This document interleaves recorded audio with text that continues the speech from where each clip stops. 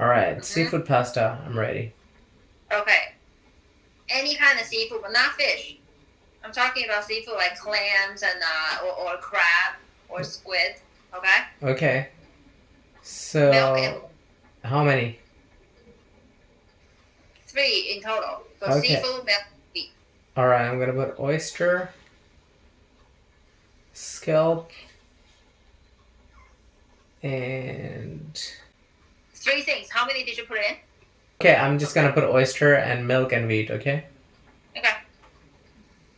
So, oyster, wheat, and milk. That should do the trick.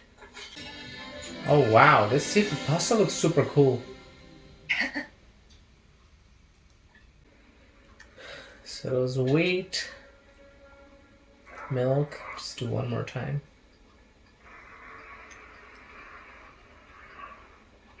And oyster. 3-star seafood pasta.